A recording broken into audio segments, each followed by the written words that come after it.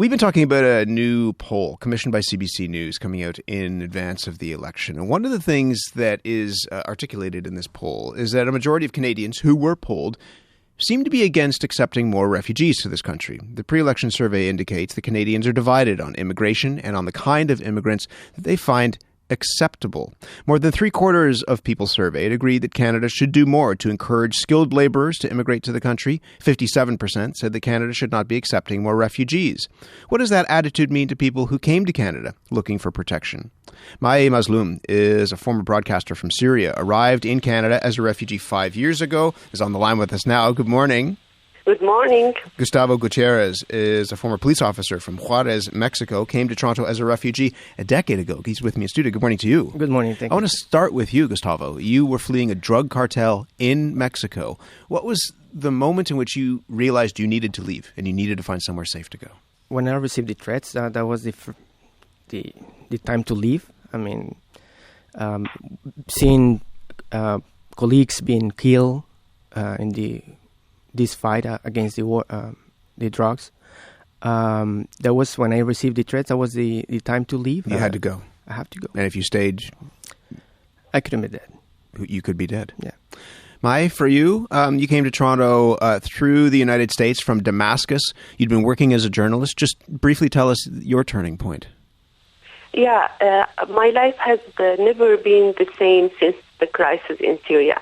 So I got to have this difficult journey, and it's in very hard circumstances, and to have this decision to come to Canada because I was fear for the safety of my kids.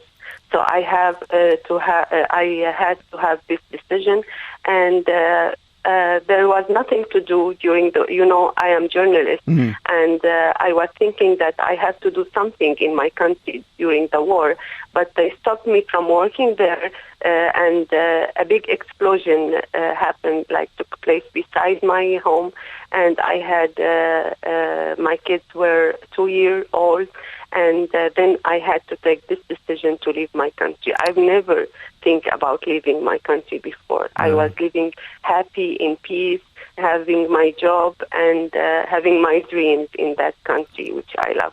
Gustavo, when you arrived here in Canada, what kind of welcome did you receive?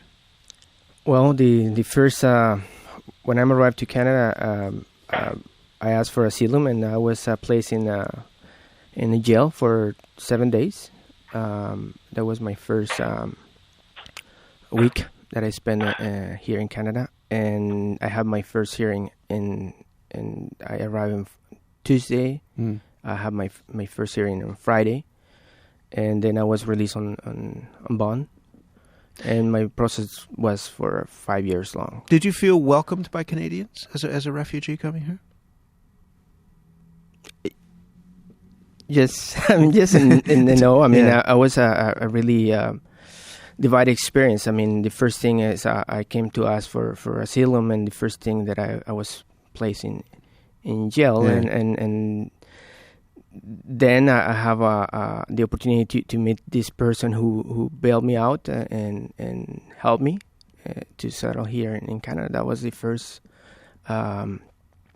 experience that I have. I mean, really. It is. You're doing like a scale kind of thing. There is a real balance to that. Yes, there is a real balance to that. Mai, for you, if you hear this news, the Canadians are perhaps more interested in accepting immigrants if they're skilled laborers. What does that say to you? Yeah, this is fair because, they want people to work here in Canada. But I want to tell them that this is a different story. Like the refugees are different from immigrants. Because immigrants, they want to come here in order to live. They have the choice to come here. They wanted to live here with their family to grow up in this society, in a liberal, progressive, open-minded society. But as refugees, we didn't have any choice. Like, it is not our fault that the war happened in our country.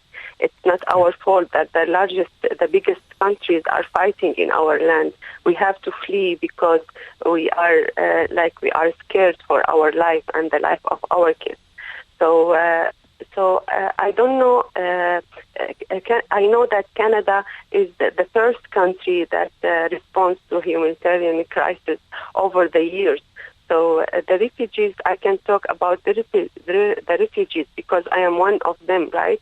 And the crisis that happened in Syria, like it is the largest humanitarian crisis in the World War, the Second World War. So those people, those innocent people, have been displaced from their country without food, without shelter, and without and as you say, it's not a choice. No, it is not our choice. Yeah. It is not because we are looking for a better life. We are looking to live. That's it.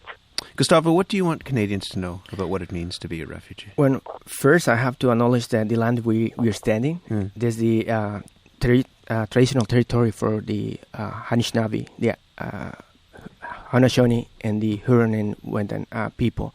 They're the first caretakers of this land, and but that I mean saying that most of us are immigrants, and so it's important for you to acknowledge that because of who the majority of us are.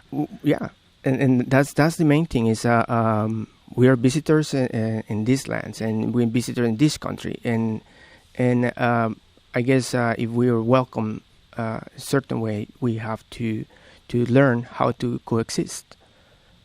It's a powerful message. In the face of a poll and the results from that poll, we'll leave it there. It's good to have you with us back on the program. Thank you. Thank you. And Mai, thank you so much. You're welcome. Gustavo Gutierrez is a former police officer from Juarez, Mexico, came to Toronto a decade ago as a refugee. Mai Mazloum is a refugee from Syria, former broadcaster. You can read more about the results from the CBC's pre-election poll and some of the issues that we were teasing out there on our website, cbcnews.ca.